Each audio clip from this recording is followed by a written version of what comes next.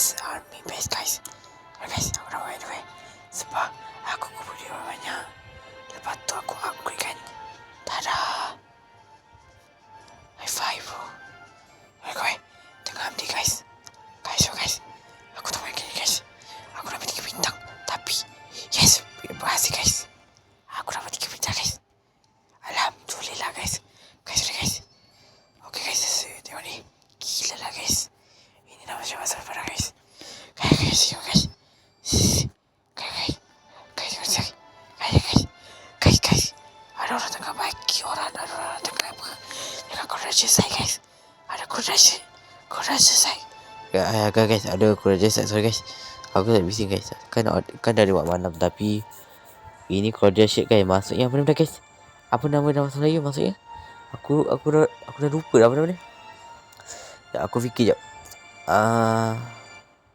Pembinaan Oh, pembinaan lah. Aku tahu pembinaan. Guys, aku tak bising guys. Dari malam ni guys. So, korang jangan lupa like, subscribe. Kalau suka lah. Kalau tak suka tak apa. Tak perlu paksa pun. Yang korang ikut kesesuaian korang je, okey? Aku okey je. Aku tak ada rasa apa-apa. Ini cuma buat konten je. Korang relax je. Tak perlu paksa pun like, subscribe. Kalau tak suka, like, subscribe lah. Okey? Tak suka tak apa. Aku cuma nak buat video je. Waktu lewat mana guys. Tapi aku tak bising guys. Gila lah guys. Sorry guys. So, okey korang. Jadi korang. Aku nak upgrade gate korang. Aku upgrade gate. Jadilah pasal apa? Jadi 9 minit je. Apa 9 saat. Sampai 9 saat je. Korang.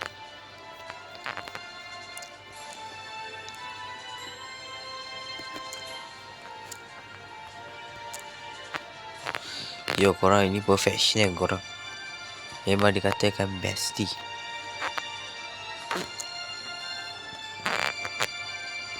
Ini saya korang. Yang ni aku beli. Aku nak upgradekan semua benda base ni korang.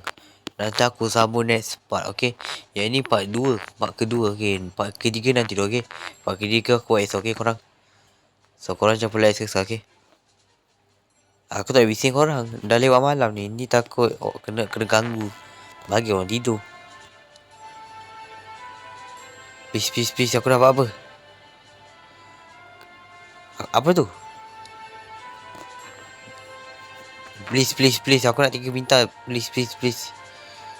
Alah. Yo korang, video ni best lah korang. Yang ni boleh kumpul duit korang.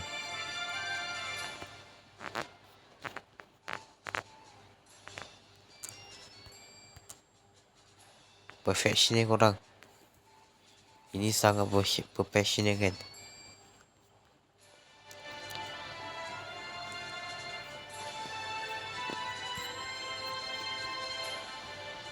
Okay, so korang.